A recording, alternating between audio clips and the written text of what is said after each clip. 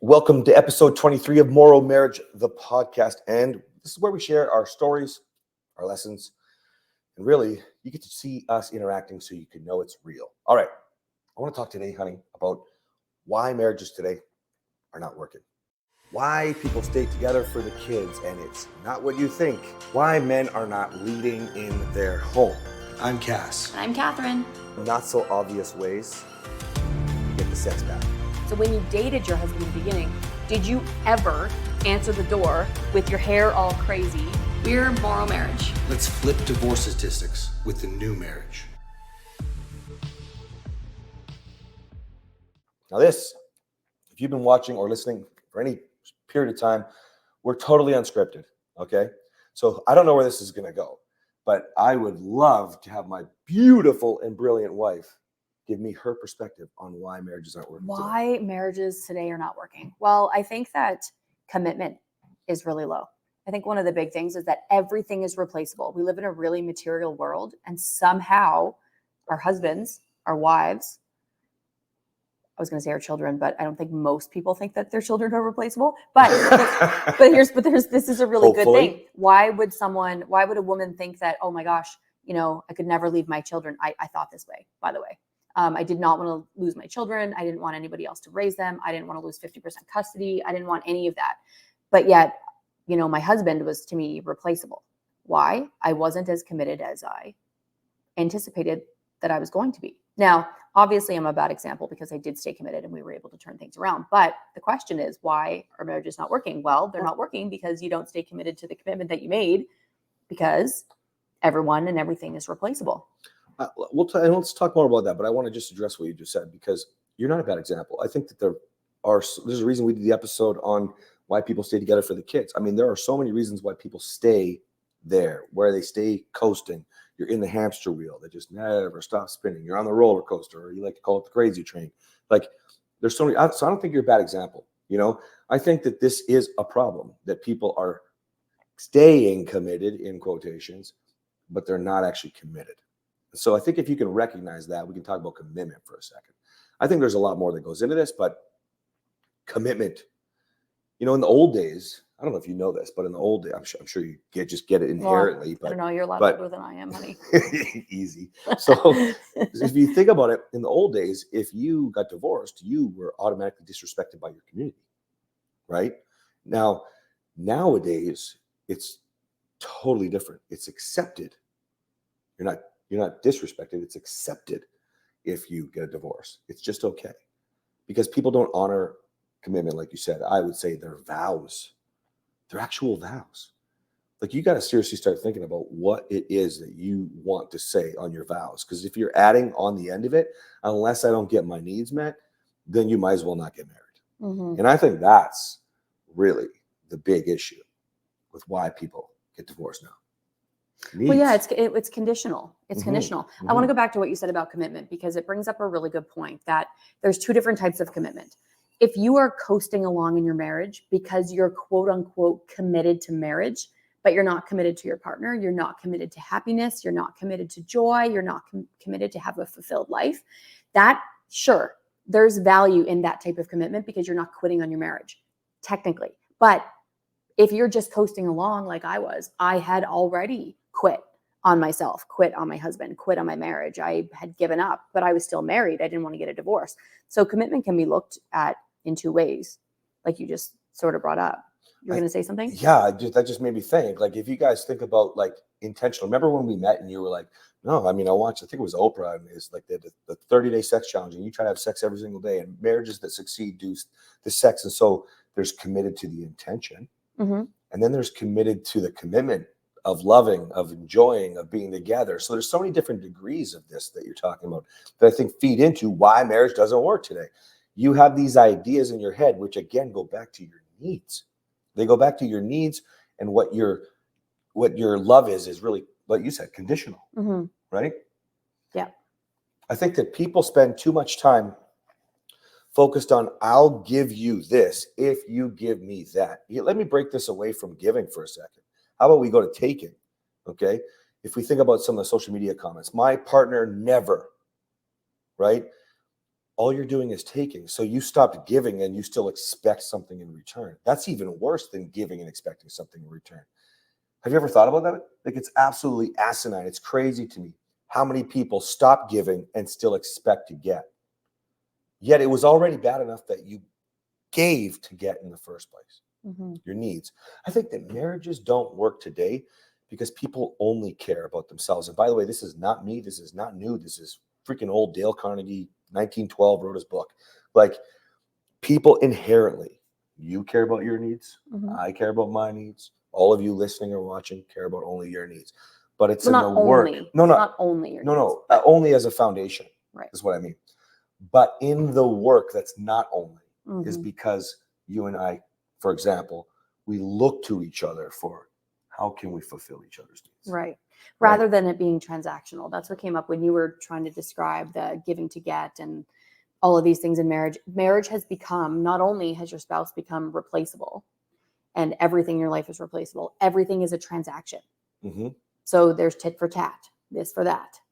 Yeah, that's such a good point. Because now if you think about how, I don't know how many of you listening today have done any work or understanding on keeping score. It's massive in the stuff that I've done in my life. Most of the time we keep score negatively, right? Like, we are trying to say, well, I do this, this, this, and you don't do this, this, this, which is the tit for tat Kathryn's talking about, which is all just keeping score. But do you remember in one of the recent episodes you talked about the garbage can, right? She said, everybody spends all their time focusing on that 1 out of 10 times that the garbage wasn't taken out, and gets super naggy, super bitchy, super upset, you don't do anything. But there was never even a little gratitude for the other 9 times when it was done right. In fact, you don't even notice those 9 times. And it already takes 7 positives to outweigh 1 negative. So I think we decided that in marriage, it's 700. We did. I think I said you're something right. like 70 or 700, because I'll tell you right now, it's not 7. It is not 7. You're absolutely right. But see, if you can remove the transaction and replace it with, I want to give, I want to just love, I want to know more.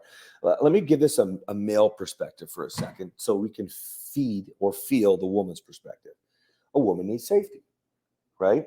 Now, I'm not saying, I said in an episode recently, both need safety. No, that's exactly what you don't need. Watch that episode. Definitely not. Safety. However, I believe it's a man's responsibility because of the emotional disconnect, right? One of the first things that you always come to with needs is connection. There's so many levels to that, starting with emotional. So as a man, if you think about defending your needs and blaming your wife for not meeting your needs, how could you ever be protecting your wife, defending your wife, loving your wife, in essence, making her feel safe enough to talk more, to love more, to be available for more dates and time, and just dropping everything for you with excitement, to want you more physically? Like, none of this stuff could ever happen if you're not safe, right? It's all because you're focused on how the marriage isn't working because your needs aren't being met. What do you think? Yeah. I was just thinking as you were talking, because this is unscripted, sometimes I'm just blown away how well you can talk. I should never be surprised. Oh, stop. But you're just such a good talker. Thanks, babe. Here's the thing. If you want more out of your marriage, if you want to understand truly why marriages are not working today, you need to start taking a deeper dive into why you're not the kind of partner that you should be. People spend so much time trying to find the perfect partner. We were guilty of that. Absolutely. We had all these rules, all these boundaries. I thought to share with you guys recently that I didn't even care if Kathryn was going to be pretty. When I met Kathryn, she just had to be loyal, Boy, did I have a lot of misinformation with my own thought process there. And boy, did I hit the jackpot. Yeah. But here's the thing. You spend so much time trying to focus on what your partner should be like when you meet them. Some of you do lists. They got to check these boxes. These are my must-haves. These are my compromises. These are my I can't accept. This is a thing. Okay.